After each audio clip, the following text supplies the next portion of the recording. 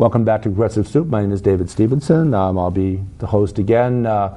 With us again is Michael Zacchea, Lieutenant Colonel, retired from the Marine Corps. Michael Zacchea, who was, just to brief you on his background, he was part of the expedition in Black Hawk Down. After that began, he was part of the group which trained Iraqi soldiers to defend their country after the fall of Saddam Hussein. And we were going to talk a little bit about, well, let's start off with torture. We're going to get around to the training of Iraqi forces and what worked and what didn't. But let's start with something a little bit more pressing at the moment, something a little bit more in the news, and that's the notion of torture that went on from 2002 to 2009. And what's your take on that? Thanks for having me, David. I was one of the first and highest-ranking officers to come out against what I consider to be a felonious policy of torture in 2009. I actually made a public service announcement for a alliance between the Alliance for Justice and the ACLU, speaking out against American Civil Liberties Union. Yep. Speaking out against this felonious torture policy. And it is felonious. During my career, I attended and graduated from the Law of Land Warfare course at the Naval War College. And part of our training was we learned what are war crimes, and very specifically waterboarding and some of the other things that were done by the CIA and that were authorized by the Bush National Command Authority. Were violations of, were war crimes that I learned.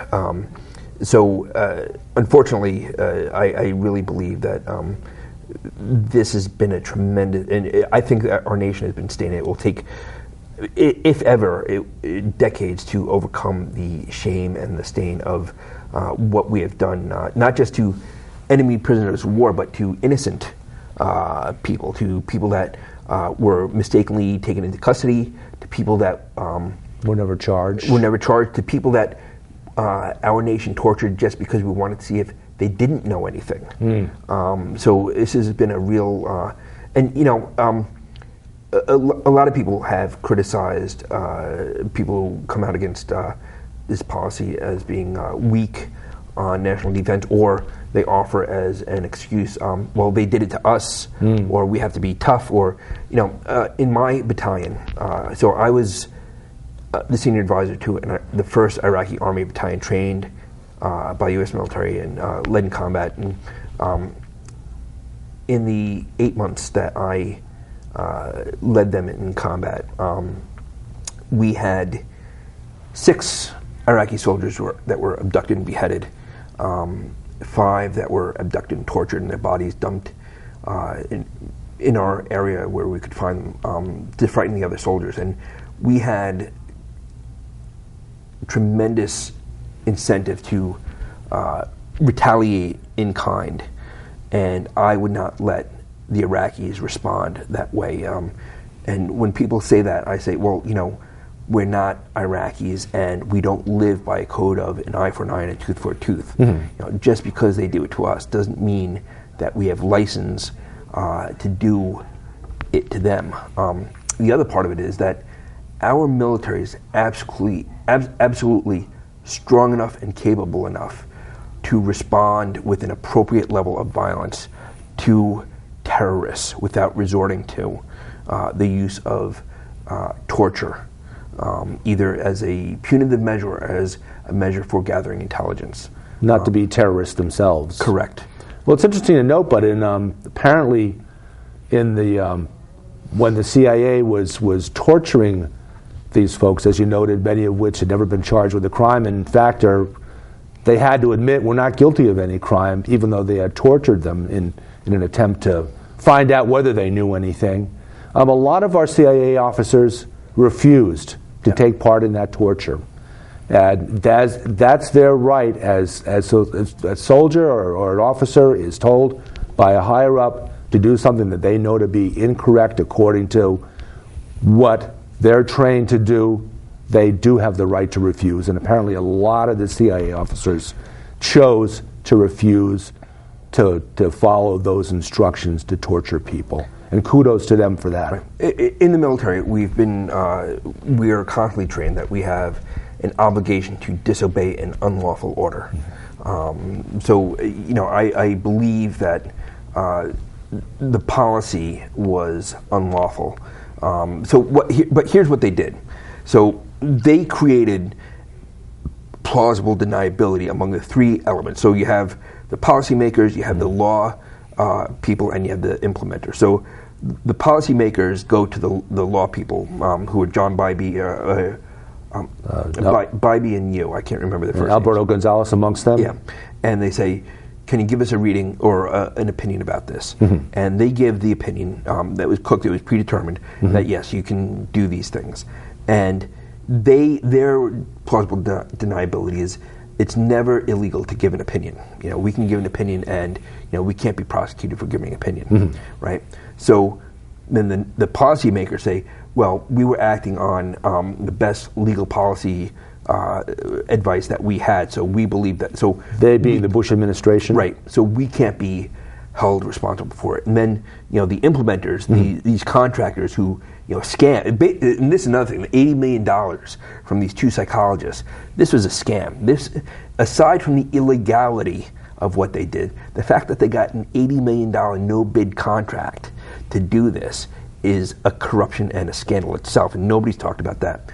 But they can say, well, we got this contract from the National Command Authority, and we were just fulfilling, and we had every reason to believe it was legal. So you can't cut. And there's a principle in law that says when you're acting under a contractor is acting under blanket of national security or not. Liable for those acts, and that a lot of weird things come out of that. So they're all kind of leaning on the guy next to him. Everybody, yes, that's correct. They form a circle, and everybody leans on the guy to the left of him and said, "Well, the guy to the left of me said it was okay." Right. Then the guy to the left of him says, "Well, the guy to the left of him says it's okay." It's all they're all creating an illusion of what we didn't know. Correct. And so this torture went on, and we know a lot of what went on. We know that there were not just a few people tortured, that it was into the well over 100 people, many of whom that we know in retrospect did not do anything that they were asked about, did not have any information to give up, except the information that they gave up just as an attempt to, hey, I'll tell you whatever you want, just stop torturing me.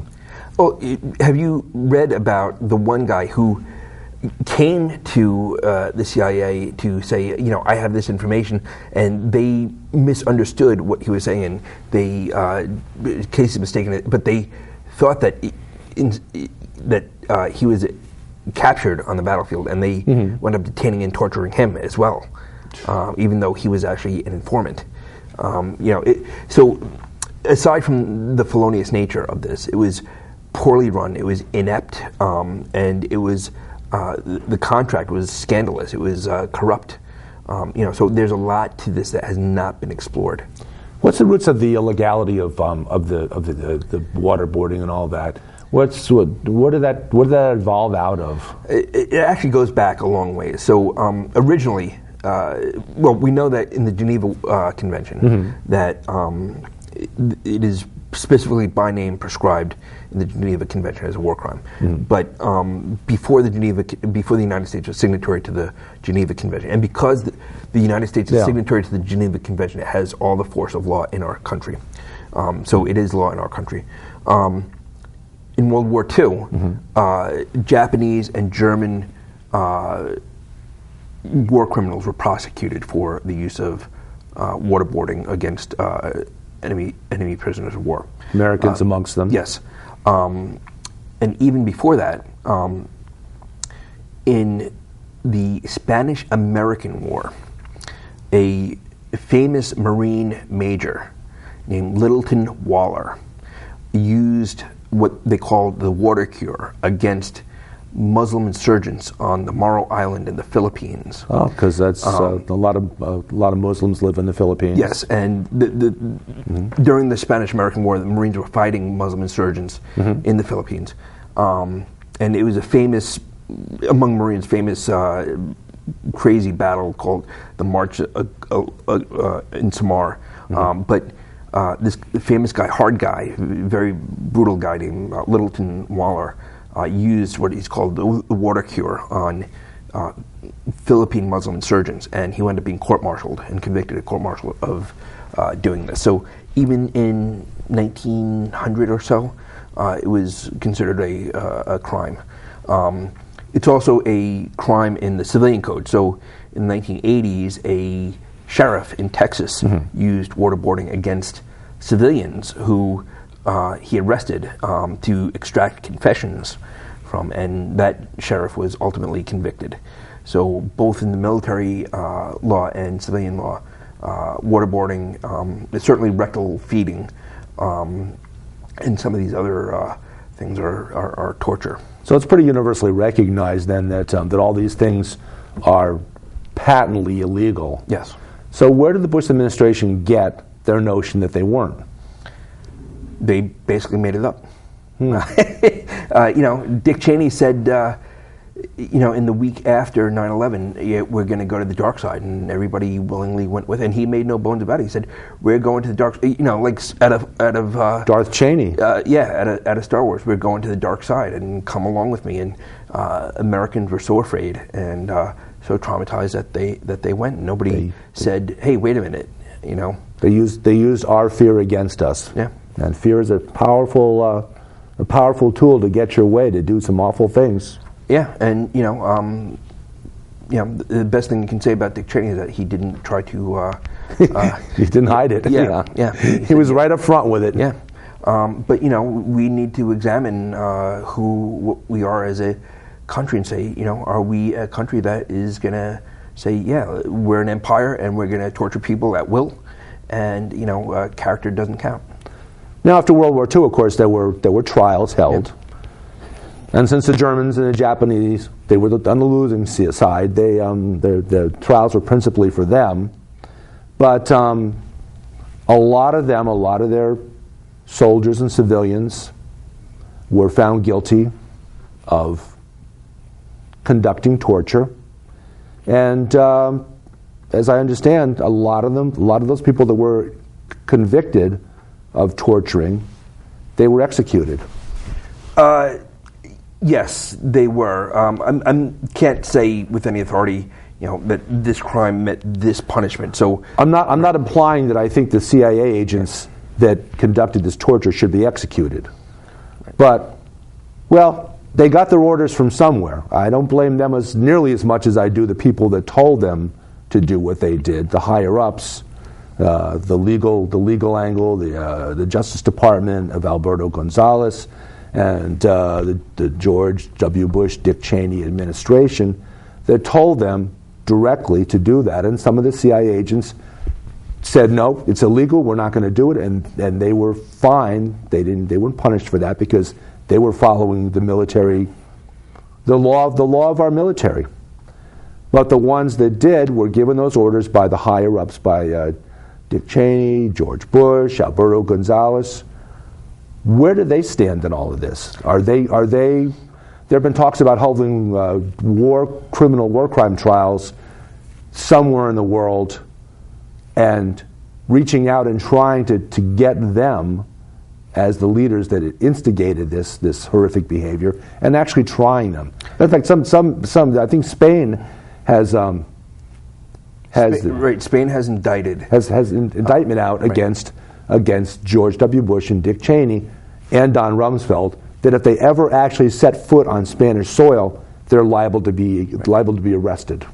I know that the UN has called for prosecution. I think that certainly the policymakers are vulnerable to international prosecution. Mm-hmm. I think that they probably won't be able to travel internationally.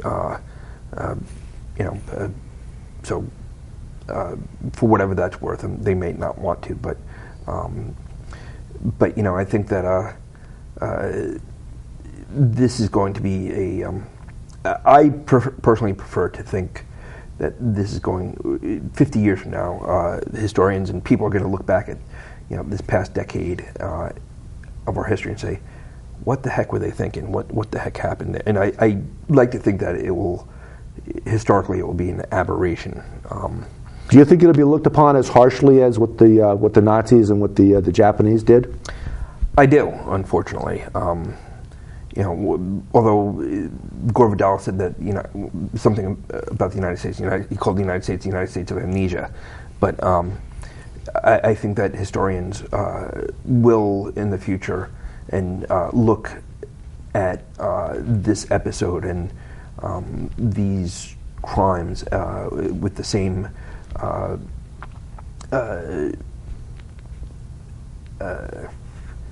neutral contempt that they would look at, crimes, and not just the Nazis and the Japanese, but I should also say that the way that these two psychologists came up with this regime that they sold to the CIA for $80 million, they re-engineered torture from reports that of American prisoners of war from the Korean War who were interred by North Koreans. And this is what the North Koreans did to them.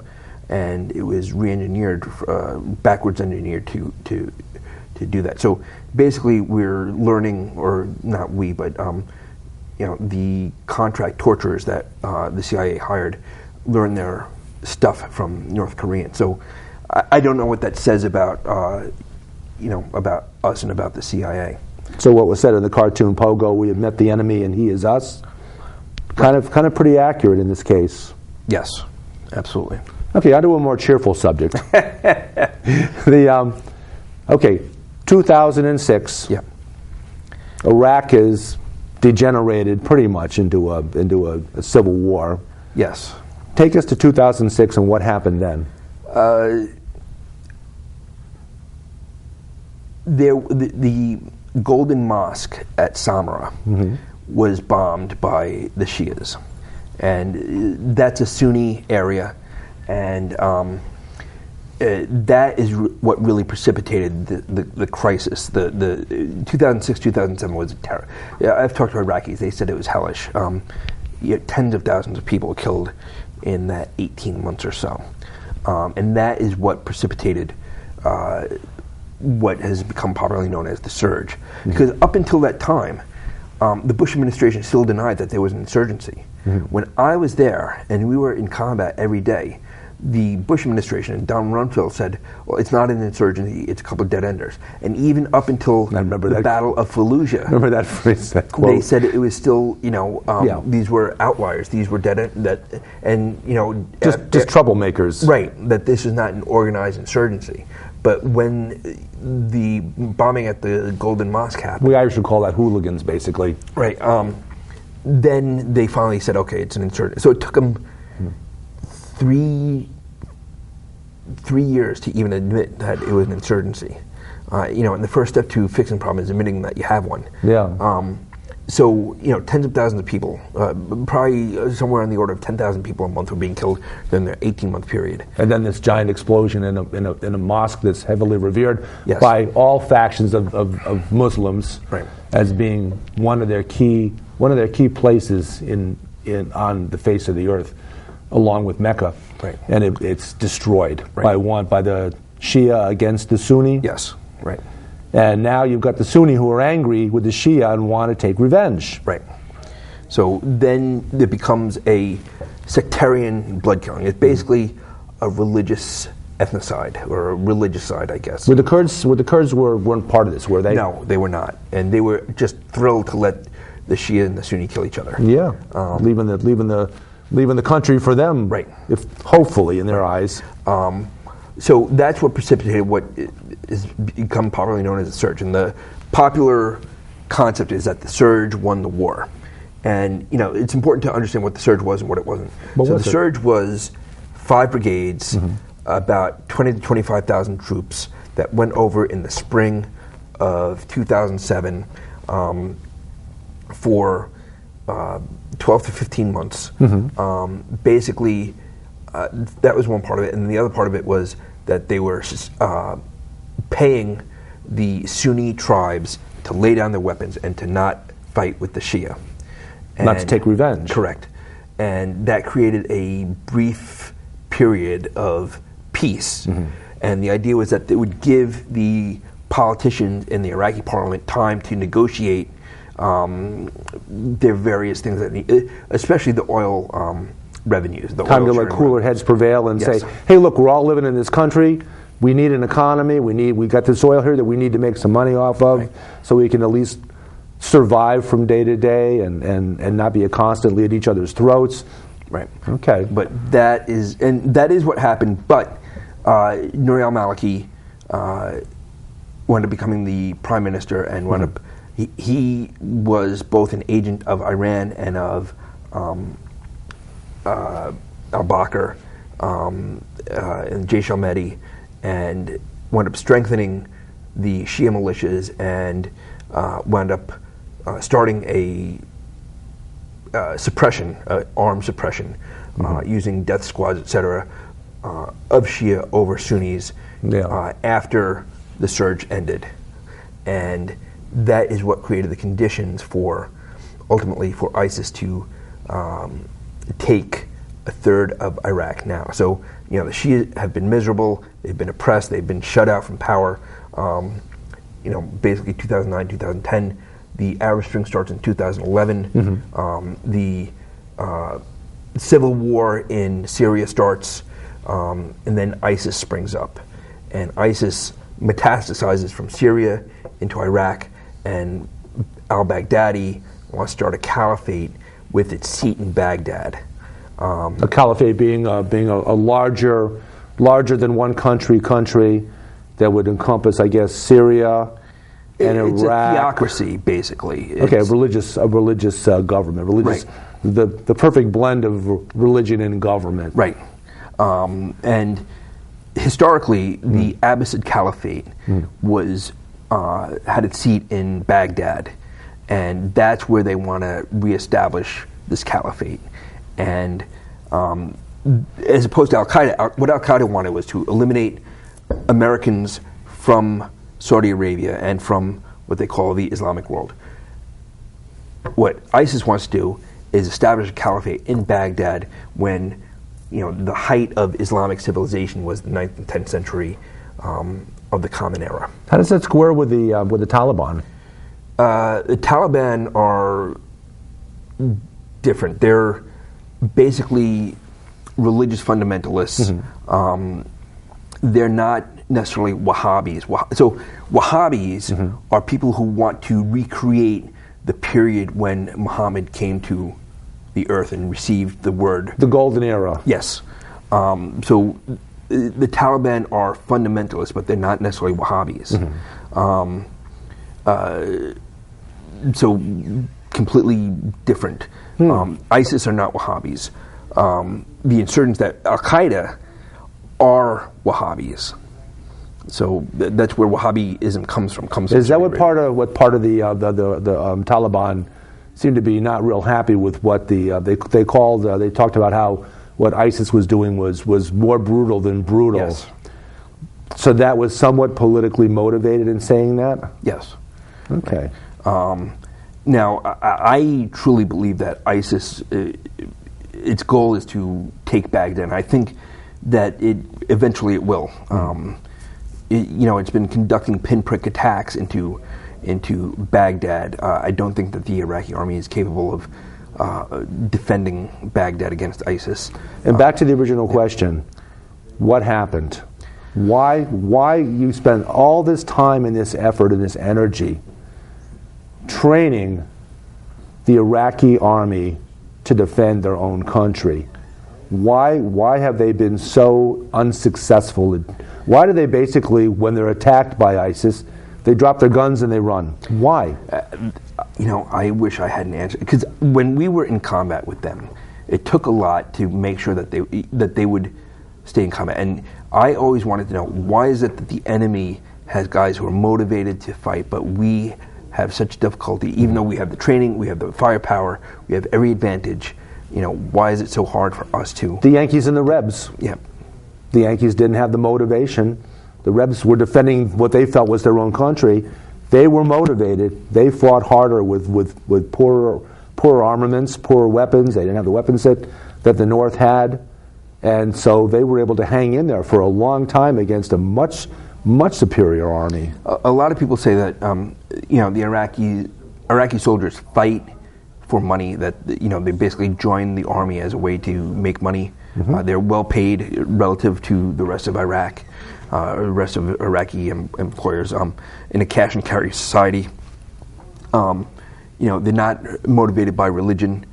They don't necessarily think that, they probably believe in an abstract way that they're going to go to paradise, but they don't necessarily believe in... They don't have that religious fervor, right, that the ISIS members have. Right. And, ISIS crucifies its own guys if they're not sufficiently religiously motivated. Well, that's maybe a good thing, because they can consume themselves along the way. And certainly a lot of the people the young guys that have gone from countries all over the world to fight for ISIS, and they're finding out that it's not exactly what they signed up for, and if they question anybody about anything, bang, they've had it. That's true, and in truth, I think that we need to, in military terms, a coalition. The entire world really needs to get together and defeat ISIS in detail. Every single person that has either waved an ISIS flag or or at least allow them to defeat themselves. Right. I don't think that ISIS can be allowed to stay in business. Same way that in the United States, if I can make this comparison between them and the Tea Party, who consume any of their own members that beg to differ on one issue. Well, they're automatically well, Ted Cruz, he said this, so screw him. We'll never support him again. Fortunately, the Tea Party is not executing its members, but the problem is not yet, at least. Right. Fundamentalism tends to be like that, and ideological purity tends to create that dynamic. But it cleanses itself. And it becomes a fever that burns itself out. But I really ISIS. I think if ISIS takes Baghdad, it will be a cataclysmic geopolitical event, bigger than the fall of Saigon. Wow. Well, we certainly have much more to talk about, and there'll be much more to follow in the weeks to come, and see what happens. And we haven't solved the world's problems yet, but thank you for joining us, Michael Zacchea. Well, thank you, Dave. Right.